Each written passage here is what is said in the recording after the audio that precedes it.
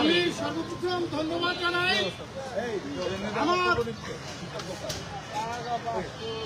জানাই আমার সৃষ্টিকর্তা, যিনি আমাকে সৃষ্টি করে আমাকে এই দুনিয়ায় পাঠিয়েছেন।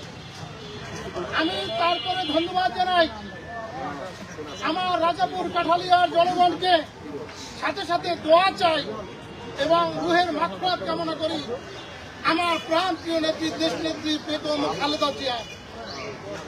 সাথে সাথে আপনারা জানেন যে আজকের আমার মনোনয়ন নিয়ে বিভিন্ন চক্রান্তের কারণে ঝালকাঠি জেলা রিটার্নিং অফিসার আমার মনোনয়নকে অবৈধ ঘোষণা করেছিল।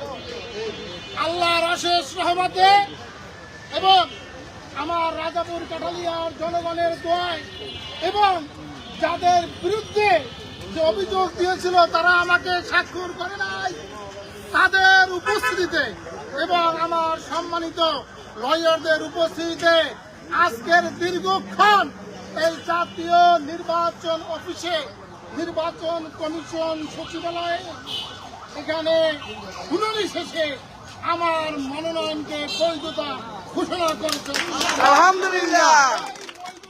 মাধ্যমে রাজাপুর কাঠালিয়ায় আমাদের বিরুদ্ধে যত চক্রান্ত করেছিল ওদের চক্রান্ত মিথ্যা প্রমাণিত হয়েছে। রাজাপুর কাঠালিয়ার জনগণের পাশে যেভাবে পূর্বে ছিলাম এখনো আছি, ভবিষ্যতেও থাকবো ইনশাআল্লাহ। আমি আপনাদের মাধ্যমে বিশেষ করে আমার প্রান্তীয় সাংবাদিক ভাই ও বোনেরা, আপনাদের মাধ্যমে রাজাপুর কাঠালিয়ার সকল জনগণকে একটি মেসেজ দিতে চাই, কোন মার্কা নাই, দলের প্রার্থী থেকে আপনারা যোগ্য প্রার্থী থেকে যাকে সব সময় কাছে পেয়েছেন, আগামীতেও কাছে পাবেন, এরকম প্রার্থীকে আপনারা নির্বাচিত করবেন।